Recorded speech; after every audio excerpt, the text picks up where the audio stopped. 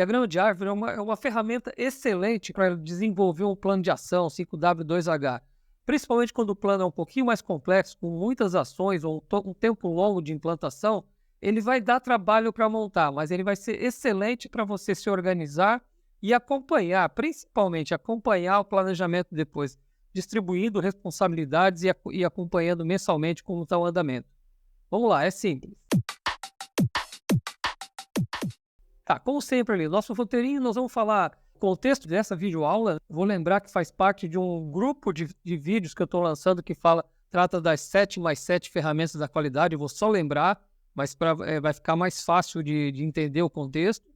Vamos falar do diagrama de árvore. Primeiro, como construir o diagrama de árvore é uma coisa simples, intuitiva, mas tem vários macetezinhos ali que a gente pode ajudar vocês quando forem utilizar na prática mesmo. Depois, vamos falar o diagrama de árvore, de um exemplo. Para quem assistiu a videoaula de diagrama de afinidades, tem tudo a ver. Eu vou aproveitar aquele conteúdo, só não vou repetir ele, mas vamos montar um exemplo prático com o conteúdo do vídeo anterior. E, como sempre, comentários gerais, que são as perguntas que eu imagino que vocês poderiam fazer e que vocês me ajudam se fizerem nos comentários. E se tiver, ou eu respondo pelos comentários mesmo, ou um dia eu regravo um vídeo mais completo. Vamos lá, gente. Bom, do contexto, nesse canal eu tenho lançado ferramentas que ajudam o gestor a gerenciar seu processo. E aí, como teve no Japão, na minha época do modelo japonês que a gente adotava, falava-se muito das 7 ferramentas da qualidade, depois apareceram as 7 novas ferramentas, aí eu decidi então lancei esse vídeo umas 2 semanas atrás, as 7x7 ferramentas da qualidade, mostrando quais são e para que serve. E aí agora eu estou pegando cada uma delas e detalhando. Eu já tenho umas 4 ou 5 detalhadas dessas 14 ferramentas, como trabalhar na prática.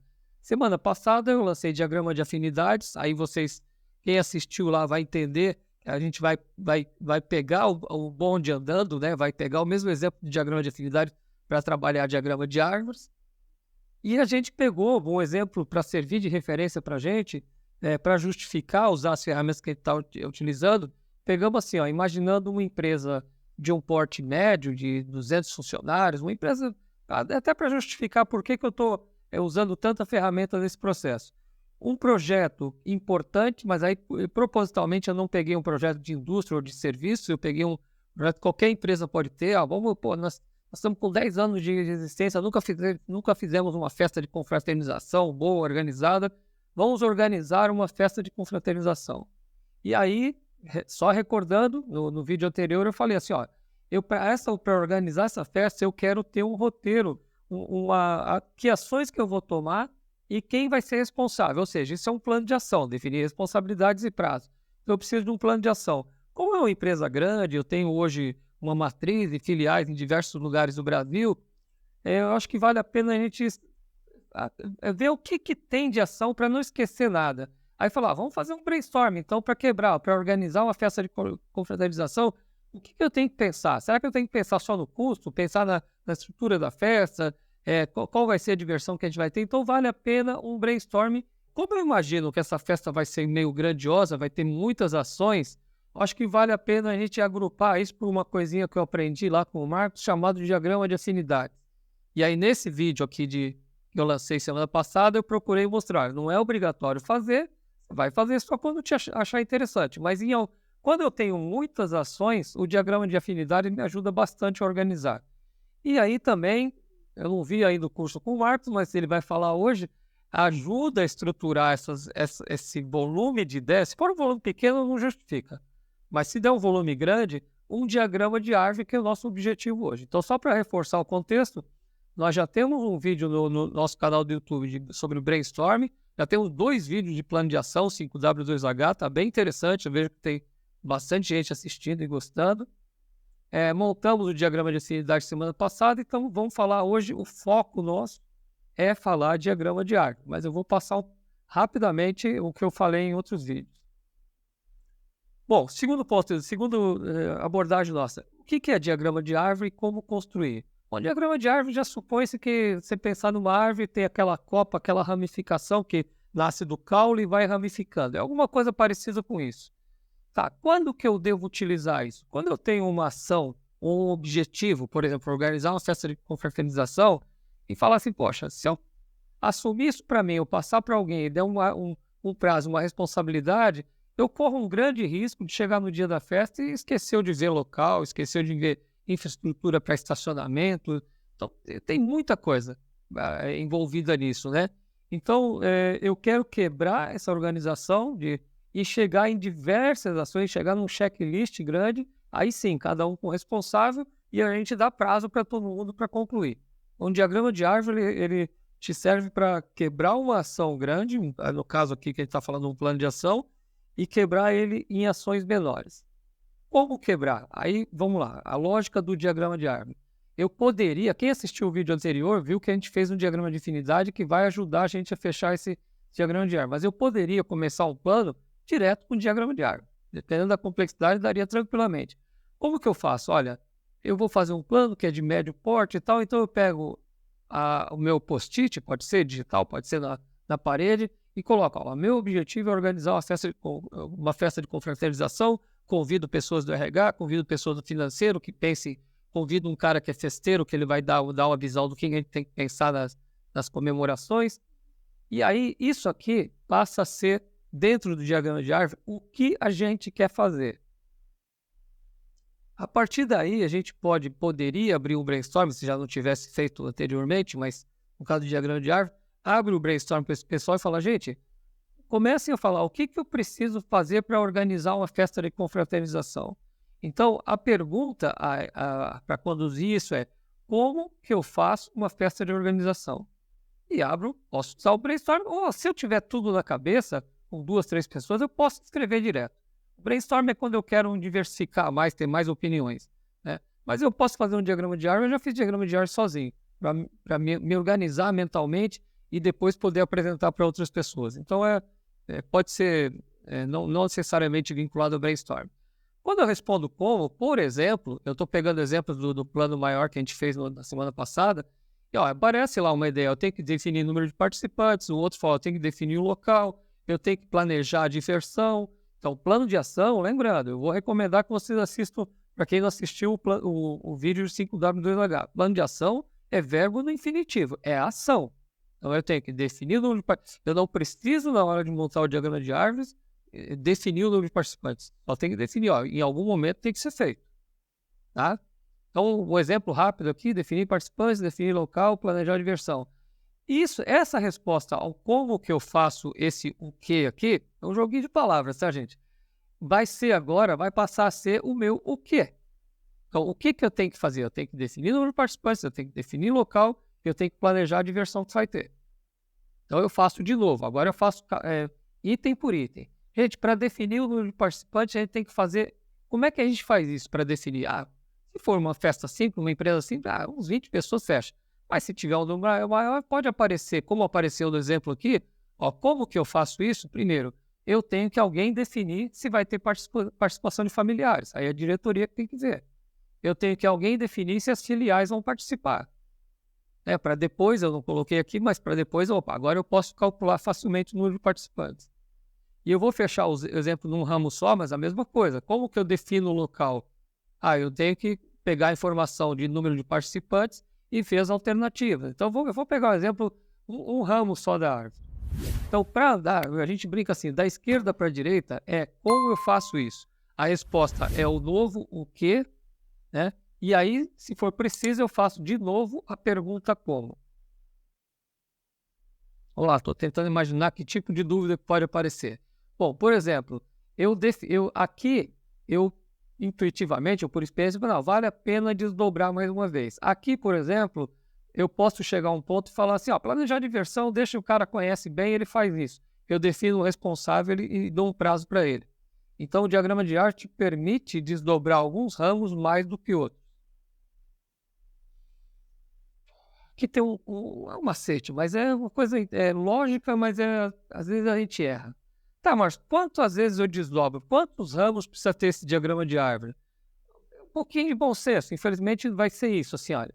Quando você desdobrar num nível... por que nós não demos organizar uma festa de confraternização de uma empresa de 200 funcionários, que não definimos um responsável, um prazo e acabou? Porque é muito genérico, cada um vai fazer de um jeito. Então, a mesma coisa. Por que eu não defini o número de participantes, eu eu não bato o responsável e defino um prazo? Porque tem que pensar, tem decisão da diretoria, tem decisão política com os vendedores, então eu desdobro de novo em duas coisas. Uma coisa é questão de família, outra coisa... Não. Então, até quando eu vou? Eu vou desdobrar até quando eu achar que, agora eu posso definir um responsável e prazo. Então, por exemplo, definir participação de família, eu posso passar na mão de um diretor de RH, ou de um gerente de RH, ou do dono da empresa, ele vai bater o martelo. Aí basta eu definir o diretor e o prazo para ele. Mas também eu posso ter casos que, por exemplo, aqui eu deixei um exemplo, definir local e, olha, valeria a pena desdobrar isso de novo. Então, esses ramos, eles não são simétricos, não são bonitinhos. Eu vou perguntar quantas vezes eu achar necessário. Vai chegar uma lógica que eu vou acabar dividindo ramos que vão ficar sobre a mesma pessoa, a responsabilidade da mesma pessoa. Aí começa a não fazer muito sentido. Vou deixar espaço para vocês perguntarem, porque eu não consigo ver a cara de vocês, que estão entendendo ou não, então vocês passam através dos comentários. Então, para construir o diagrama de árvore, operacionalmente, pode ser na parede, com post-it, pode ser com Excel. Eu realmente prefiro fazer numa mesa tal, e depois uma pessoa sozinha, para e fica passando isso para o Excel da vida ou para uma ferramenta mais sofisticada. Então, vou passar outro macete. Quando eu faço diagrama de árvore muito grande, eu corro o risco de errar. O risco de errar, que eu digo assim, como que eu faço isso? Eu coloco uma coisa aqui que não responde essa pergunta. Então, o diagrama de árvore ele tem uma vantagem que você pode conferir se o que você fez depois com esse mecanismo assim, olha, eu vou da direita para a esquerda agora, eu vou perguntar, eu vou fazer isso por quê? Se esse post-it que está acima desses dois for uma resposta, então está correto. Então, por exemplo, aqui, como que eu defino o número de participantes? Eu tenho que definir participação de família, eu tenho que definir participação de filiais. Se eu falar assim, definir participação de família, por que eu faria isso? Porque vai te ajudar a definir o número de participantes. Então, está correto. Eu já peguei alguns casos que quando a gente vai fazer uma verificação, não está legal isso aqui, não está fechando. Então, eu posso pegar um item que não está coerente aqui e trazer ele para fora. Não quer dizer que eu preciso eliminar esse item. Então, o que eu estou querendo passar assim, olha, é trabalhoso. Você vai gastar um tempo nisso. Mas depois de pronta essa árvore, você vai poder gerenciar não um plano gigante, mas você vai poder gerenciar por blocos de afinidades. Você pode dar um responsável para cada bloco aqui, cada um cuida disso. Quando chegar na reunião de acompanhamento, cada um traz a sua parte. E outra, ele vem com grau de liberdade limitado, porque ele tem que reportar aquilo que foi combinado, e não o que ele tirou da cartola.